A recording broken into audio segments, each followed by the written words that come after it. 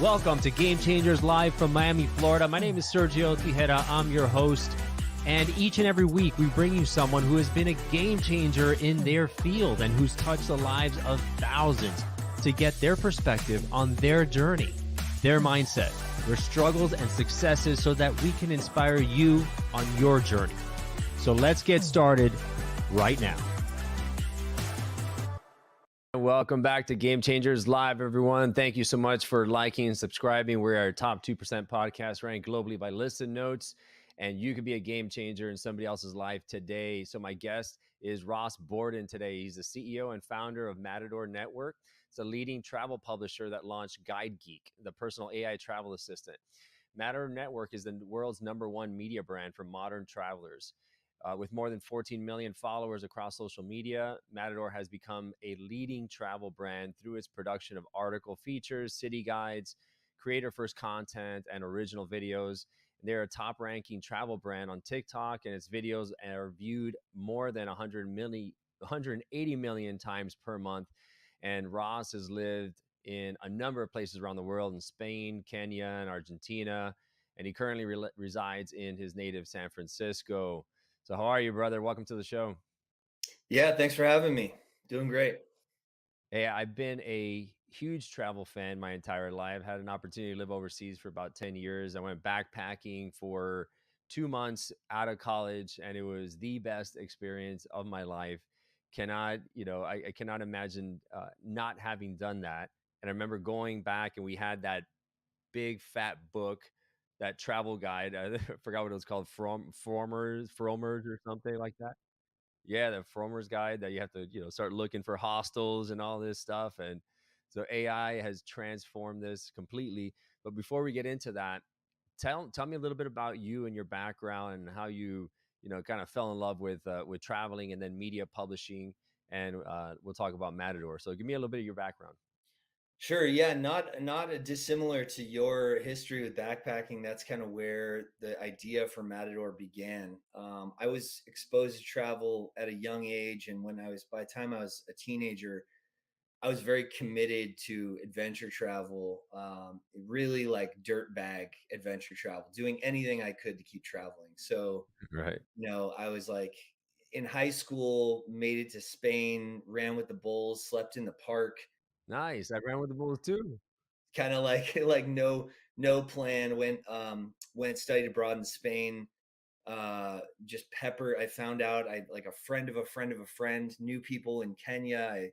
I sort of peppered these people with emails until they're like, all right, if you stop the emails, you can come work for us in Kenya for the summer. Spent 5 months hitchhiking around East Africa.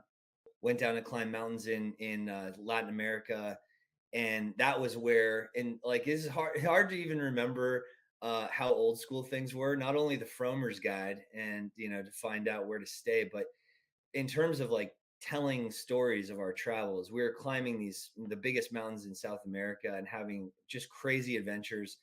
And we would go to the internet cafe and like, oh, reporting live from Arequipa, Peru. We just got off this volcano, and that was like mass emails. This is like pre-blogs. Facebook wasn't even around, or maybe it was just for kids with a .edu email address. Yep. Um, but there was really no way in the digital world to communicate these stories, and we were literally camped halfway up this volcano, and this storm had just beaten the crap out of us, and we were drying off and being like, this is just such a crazy adventure we're living. Where is the global community where we can share this story, these photos, and relay Yeah. this? And back then it was the internet cafe, sending a mass email to all of our friends and family. But that's where the idea for Matador really began. Well, and it's interesting because, so how old are you then? I'm 43, about to Okay, about to so be we're 43. I'm yeah. So, 42. but when you were traveling back then in South America, early 20s, Yeah, I was right? 20. I let's see. It was straight out of school, so this is like 2003, Yeah, 2004. I yeah, was on that volcano. yeah. It's funny because I went backpacking in 2001 that summer with my brother, and we had 30 cities in 11 countries, and started off in London and made it all the way down to Turkey and back, and and ran with the bulls in Pamplona, and we ice climb in the Alps and things like that. And you're right, we'd have to go to the internet cafes, send the emails, and try to describe what we experienced. And what was cool though was throughout the backpacking trip you would run into people on trains that then you run into them in other cities, and you're sharing stories like that. But it wasn't that ability to send mass communications and get people to really live kind of what you live, right? Kind of experience it through your eyes. And it's funny because back then it was those disposable cameras. You would take the pictures, you wouldn't know what they looked like until afterwards. Yeah, exactly. I think there's something still super nostalgic about disposable cameras. I just saw a TikTok channel where this guy just goes up to strangers and like, "Are you guys going out to party tonight?" He's like, hands them a disposable camera, and then they get it back to him, and he publishes the photos on TikTok. It's pretty cool That's concept. pretty neat. Pretty neat. Yeah, I mean, it was so analog and so old school. But that sounds like an awesome trip that you took. 30 countries in one Yeah, trip, well, 30 cities, running 11 with the bulls and countries. ice climbing. It's awesome. And I experienced one of the a sense of freedom that I've never experienced before, in the fact that you didn't have any plans. You just kind of show up to a train station, look at the board, see where the trains are going, and then pick a spot and head out. And that rarely happens anymore these days. Yeah, I mean, I encourage people. I think it's a misconception that you need a lot of money to travel. If you pick the right place, traveling is actually a lot cheaper than staying home, assuming that you live somewhere in a Western country. Hmm. And so, yeah, I think like it's just required education for most people should be some kind of like really cheap budget backpacking trip, because you experience that freedom and you also just learn about the world in a way that you just can't if you're staying in your home country. So And it's a highly bit more encourage. difficult, I think, as you get older, right? You get used to some of the creature comforts and the kind of quality travel. And then if you think about going to stay at a hostel when you're in your 40s, well, you won't even be allowed to anyway, right? Because there's an age limit now. Us old Oh guys yeah. can't stay in those anymore. Yeah, I don't know if I want to stay at hostels anymore, but I at some point I'm excited to do some kind of like backpacking trip when my son's old enough. I have a 8-year-old son and an 8-month-old daughter, and at some point I'm gonna want to get into some hardcore adventure travel with my son. So Yeah. maybe at some point we'll be doing the budget backpacker thing and climbing mountains. Yeah, absolutely. So you started Matador with, you said $11,000. We were talking before. Tell me about that. Yeah, I mean, I didn't have any connections to Silicon Valley. I didn't have any experience. I really didn't know what the hell I was doing. I came back from traveling and I got this like soul sucking job, hardcore corporate job, sitting in a cubicle, making 100 cold calls a day, selling database software, and I was just like, what the hell just happened in my life? And I was actually inspired originally by YouTube, because even YouTube, this is before Google, right before Google bought YouTube, when YouTube was first blowing up, Hmm. and they were crowdsourcing videos, right? And someone who now works at Matador came over to my cubicle at that corporate job and was like, "Yo, have you heard this new site YouTube? Like people's videos are getting like 25,000 views." And that was like going viral back then, It was like Yeah, 25,000 views is nothing now, but that was weird. That was a crazy new thing that it they were was. doing. That like anyone could upload a video and it could reach a wider audience. So I was like, man, I should do this for travel content. And that was the idea. And that was kind of going back to that volcano in Peru. I was like, this could be the global community of storytelling for travel. And so, yeah, I moved. Luckily, my mom was down to have me. I had to move out of my apartment. I left this corporate job. I moved back home, and I was paying myself $1,000 a month, and I was basically like moved into the under the poverty line to start this company, Yep. and started Matador with 11K, and then we just bootstrapped the bejesus. I mean, we bootstrapped this thing as hard as we could and reached profitability. And I think if I look back, it was actually really good that we were such a cash starved business, because if you look at the companies in media that raised so much money, Vice out of business, bankrupt, BuzzFeed complete disaster, There's really not a lot of good stories in terms of there's a company called Mike.com that raised $60 million, went to zero. Wow. So, we were forced to create a business model that actually made sense for travel, Mhm. and for media, for digital media. And so we did that, and then we reached profitability and we've grown the team. And now we've got Geek, which is super exciting and kind of like revolutionizing our business as a technology company, which we've never been before. So yeah, it's been it's been a long road, but we're ending in a good place, and things are continuing to be really exciting. So you have about 85 employees, you said. You've been in business 17 years, and you're right. When you start the business, if you can create a sustainable and predictable business model of cash flows that you know are coming in and it could run on itself, then that makes it even all the more attractive for investors if you need it. But perhaps you won't even need it because it could run on its own, and that's incredibly important for a business.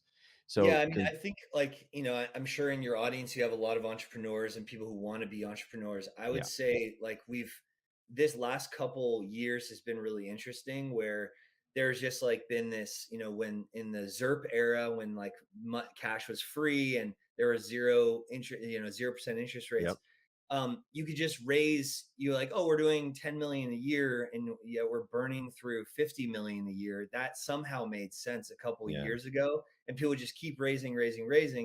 I think you're seeing now all of that illusion is over. The I'm sure you guys know your audience knows about unicorns, the Hmm. billion-dollar valuation private companies. This, the landscape is now covered with dead unicorns. These Yeah. companies that never really made sense. They were never making money. They were ripping through cash. Yeah. And so I think and especially with the advent of AI being in the mainstream, you can be a really small team and it's an incredible tool for bootstrapping. So I think we're back to reality now where a business needs to make sense. It needs to have a sound business model. It needs to actually make money instead of burn money. Hmm. And you can have a really small team, and probably more than ever now, the world is really well set up for entrepreneurs to start with almost nothing. I would recommend more than Absolutely. 11K, but Yeah. I think you can be a really small team. You don't need to raise as much, and you can build something compelling that has a sound business model, and then you can be kind of in control of your own destiny, where you don't need to sell, you don't need to raise, and you can build organically like we have.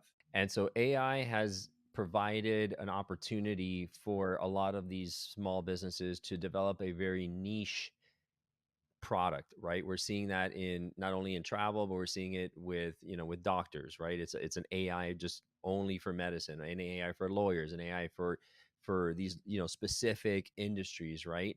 How difficult or how easy was it to build a niche based AI system? I mean, I think just a side note, I think like there are niche AIs that like Guide Geek is a niche AI for travel. I think we're going to be one of, if not the winner in the travel space, which we're really excited about. But I think even for entrepreneurs to just do more with less, to code with a co-pilot, to Right. create marketing and blog content using AI, you can just have a smaller team. For us, I mean, I was kind of naive going into this, to be honest. We got sort of early access to OpenAI's language model when, this is before the launch of ChatGPT. And I think like Wow. most people were like, wow, this is incredibly powerful. We immediately started thinking, what could this mean for travel? Um, but I was also kind of like, we're going to plug this thing in, it's going to work, and it didn't. We were at 15% errors, meaning that out of 100 conversations with the AI, 15 people were having trouble. The AI was getting stuck, or it wasn't understanding them, or it was giving Right. information that was not correct, or a place had gone out of business that it had recommended. And so we've been basically in this like 11 months of fixing every single week, fixing bugs, improving the AI. We're now under 3% errors. So 97% of people, 97 out of 100 people are Yep. having flawless conversations with the AI. We're hoping to get under 1%. I don't know if it'll get much better than that. But it has been a long road. And the key for us, the reason that we were able to improve so much so quickly, is that we just launched this, and we it's not an app, so we launched it through WhatsApp and Instagram and Facebook Messenger, and then it sits on our website on matadornetwork.com. But putting it through these messaging apps that already have billions of users Yes. was strategically a That good was idea. yeah, And that's then a game this gave changer. I us had like, never seen it like that. yeah, it's pretty cool. I mean, and that's, that's the way we wanted it to be delivered. Because if you think about like how you normally get like the best travel advice, it's not from a book. It's not about visiting a bunch of websites. It's like if you have a friend that lives somewhere, Mhm. you're like, yo, you've been living in Mexico City for 15 years. Tell me everything. Where should I go eat? Where should I make dinner reservations? Where should we stay? What's the best neighborhood? Yeah. And we wanted that experience of just texting a friend to be the experience of Guide Geek, except Guide Geek is that friend that's an expert at literally the entire world. So that's, that's kind of how where we started. And then because we had hundreds and hundreds of thousands of users in the first year, we were able to improve on the product because we had all these like real conversation data to dive into and improve the product. And that's impressive that it's less than 3% because like you said, businesses go out of, they go under all the time, especially in the travel space, restaurants and clubs and, different spaces that they're recommending. So it's really hard to maintain an accuracy when you're talking about global travel. I mean, there's so many things that could go out of business, but as the model learns, it gets smarter and smarter and gets more accurate, and so that's pretty impressive. So Guide Geek, when I first went on there, I said, oh, okay, WhatsApp or Instagram? Like, how does this work? So then you just kind of figure it out. You go to one of them. I said, just ask a question on WhatsApp.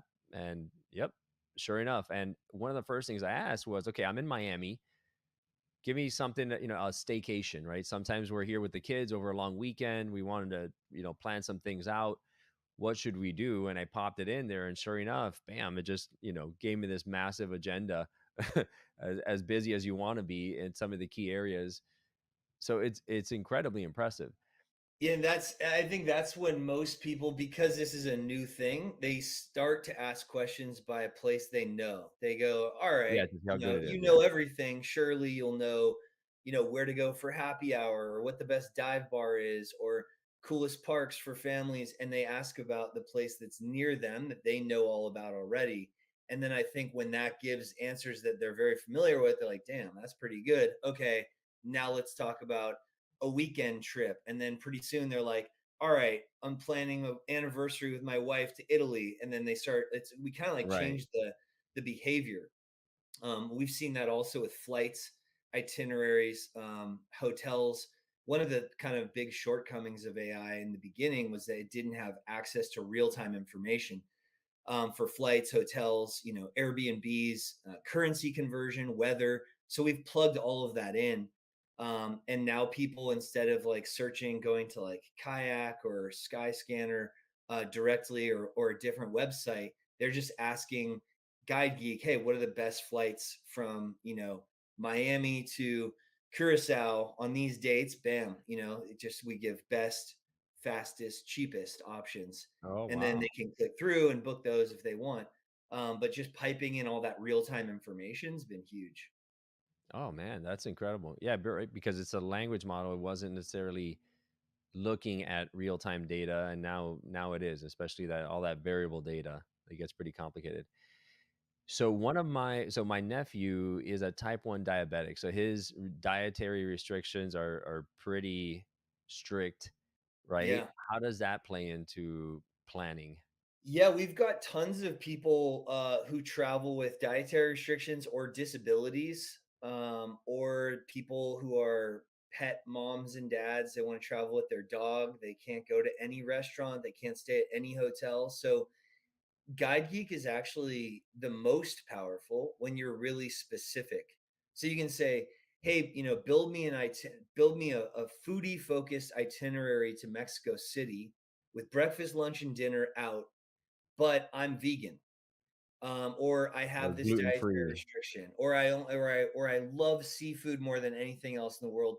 Base like all of the dinners around 5-star seafood restaurants. Like it will have incredible answers to really specific queries like that. In fact, one of our first users on the first day when we opened it up, we shared this thing with a couple of our influencers. on social and immediately started getting thousands of users a day. One of our first users that really kind of blew me away was someone who said, "Hey, I'm going to DC for 3 days. Build me a custom itinerary. I'm traveling with my daughter who's autistic." It Oof. instantly, within 3 seconds, had a full itinerary. It knew all of the sensory sensitive hours of every single museum in DC. It had thought about and worked out all these sort of like other outdoor experiences and other experiences all over DC that it thought an autistic child might enjoy. Because again, it's read every single review on the internet. It's watched every video. It's got all, and in those reviews, the needle in the haystack, someone has mentioned traveling with their autistic child, and it just plucks, that context out of the entire internet and packages it in within 2 seconds into a custom itinerary for someone else who's having that experience or trying to plan for that trip. So it just shows you that how powerful this is, and how much the travel world has needed a technology like this. And so you mentioned working with some influencers. Who are the travel influencers in the space that are really making a splash? Yeah, I mean, we part of our network in Matador Network is we have two groups. We have 1,000-person ambassador team. So these are like the super elite travel influencers of the world. These are folks with hundreds of thousands or millions of followers. And then the real network is our creator network, which is about 70,000 people. So if we Wow. want a city guide on Paris, we don't have an American write that city guide or research it. We actually work with creators who live in Paris. And so it's been a great tool for us to spread the word about Guide Geek. One guy is sort of like a standout for us. We actually have a ton of new influencer content launching in the next couple of weeks that I'm really excited about. Um, but a couple, we've got like a young TikToker named Adam Boro who he makes videos just like super spontaneous. He goes to the airport and books his flight on Guide Geek on the way to the airport, lets Guide Geek choose where he's going, and then goes and has a spontaneous 3-day adventure. And then we actually have an entire show, and we're launching a podcast called No Fixed Address. And No Fixed Address follows a creator named Michael Motametti, who I discovered he kind of like sold everything, his house, his cars.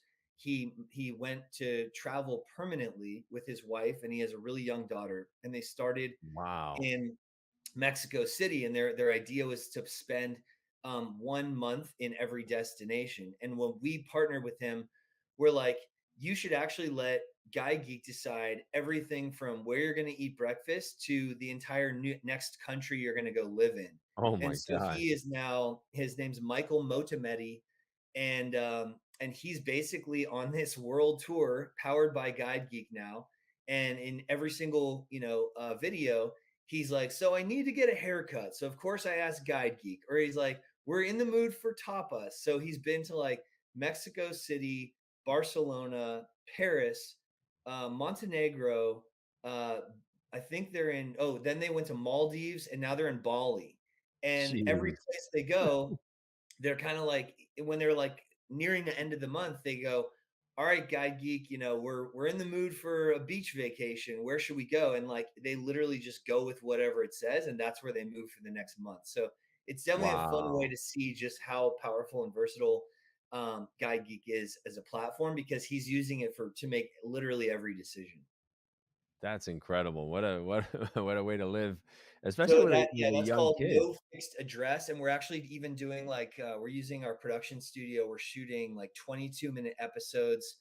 We've got one in Slovenia coming out, and we're going to continue shooting with them. And they're also just starting up a podcast in terms of like the people that they've met because of Guide Geek, which is kind of amazing. Like it is in a lot of ways, it's AI. It's the opposite of Yeah. human, right? Yep. But the AI is leading them to bars and restaurants and To places that connect they with other never would have humans. found without it. And then they're like forging human connections and making human friends that they probably never would have found without Guide Geek. So I think a lot of people in travel is like, oh, but it's AI, it's not human. I would encourage people to explore using it because chances are you're actually going to end up with a bunch of new friends that you never otherwise would have met. Is there a way for a traveler to go on Guide Geek and to say, "Hey, who in the Matador network is in Bali that I can connect with?" That's a really good question. We don't have that feature yet, but I think one of the things that we're really excited about is connecting. We're a massive owner of content, so especially like video content. We have 10 million followers on TikTok, for instance. We have at Matador Network and also another brand called Visit. So at Visit on Instagram or at Visit on TikTok, and we've amassed like all this amazing vertical video. So pretty soon you're going to say, "Hey, Guide Geek, what are the coolest waterfalls that I can swim under in Bali?" And right now, Guide Geek will tell you that list, but pretty soon it's going to say, "Here's the list. Would you And here's like to the watch pictures. a video montage Videos. of these waterfalls?" And you say, like, Wow. "Hell yeah." And that will actually connect you to also the creator who shot some of those videos. So I Yeah. don't think it'll be long before we're also connecting real-time data to like other people, guides, locals, or other travelers who are in that destination. So I like that idea. Yeah, that's incredible, man. That's so fun. It really feels like you're not lost when you're traveling. You always have somebody that can help you out there with the AI that really feels like a friend. Yeah. And so, what's next now? Where do you see this going? I mean, I've spoken to a lot of folks in the AI space, and it's accelerating at such a rapid clip and just accelerating exponentially. I was talking to a gentleman who started the AI Trust Council out in Las Vegas with the idea of creating a trust council of a number of people in a number of different industries to say, okay, how do we do we control it somehow? Is there a way to control it, or is this like the internet where it's just it's just going to be open and who knows where it's going? I think we need to be really careful with this, to be honest with you. I have now been working with this technology day in and day out with our engineering team for, as I said, like over 11 months, almost a year, which doesn't sound like very long, but given how fast it's moving and how intensely, we've been working on this new ride with AI and Guide Geek, we've learned a great deal. And one of the first things I learned was that the more sort of complex and sophisticated the model is, the language model, the harder it is to control. So you can put, guardrails and say, do this, don't do that. And conventional wisdom, when you first approach it, you think like, all right, if it's more sophisticated, it's going to listen to our guardrails. It's going to obey our orders or our prompt. But in fact, in practice, it's going to actually have more of a mind of its own and go against those guardrails or through those guardrails with the newer, more sophisticated models. So think about that, right? Like built Wow, out a couple years as these things are going towards AGI, becomes which is unruly. where it surpasses total human intelligence and it becomes very quickly much smarter than humans. I think we need to be very, very careful in terms of, how we sort of like let this genie out of the bottle. There's a chance that, it gets increasingly difficult to put back in the bottle. So I like to think of travel and Guide Geek is a harmless enclave of AI. We're just getting Hmm. people the right information that they're looking for much faster and easier. It's a free tool.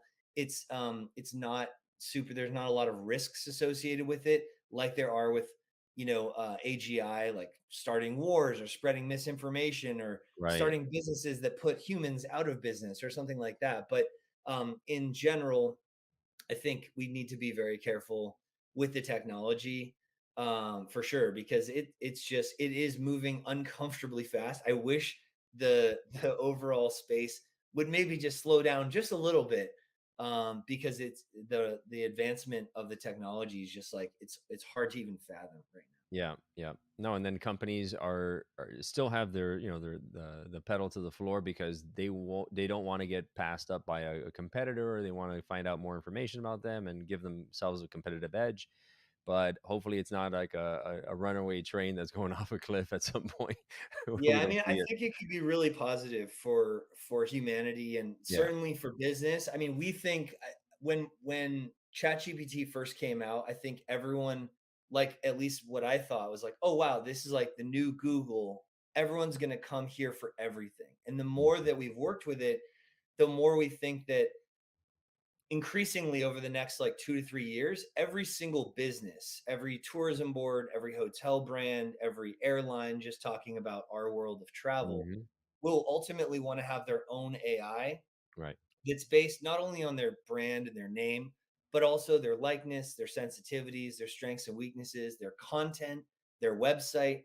And so that is our business model for Guide Geek. We're keeping Guide Geek free for 100% of travel consumers forever, but we're actually using our best in class technology to help the tourism boards, hotels, airlines all launch their own branded AIs, because it's really like a brand new way that they can reach and influence travelers. Right.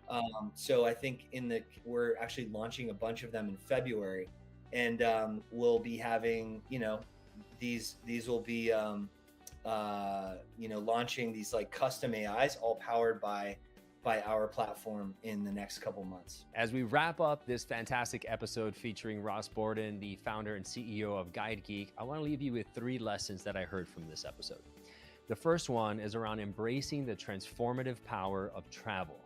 Allow yourself to explore the world and immerse yourself in different cultures, because traveling is not about visiting new places and taking a selfie. It's about personal growth and new perspectives gained through these experiences.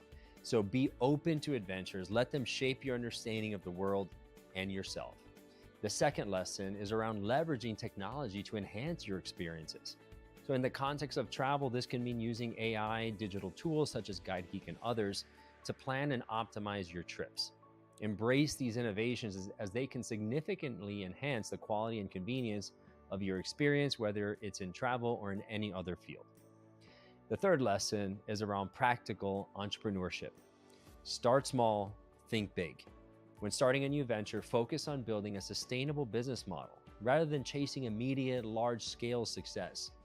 Because bootstrapping and starting with limited resources can actually be advantageous. It teaches you to be resourceful, make smart decisions, and grow your business organically. Patience and perseverance, coupled with a realistic approach to growth, can lead to long-term success and stability. Thank you for tuning in to Game Changers Live, where inspiration meets innovation. As we close today's chapter, remember your journey has the power to rewrite the rules and transform the game. Stay curious, stay courageous, and who knows, the next game-changing story we share might just be yours. Dream, dare, and do. Until we meet again on Game Changers. If you loved what you heard in today's episode of Game Changers, please subscribe and rate us.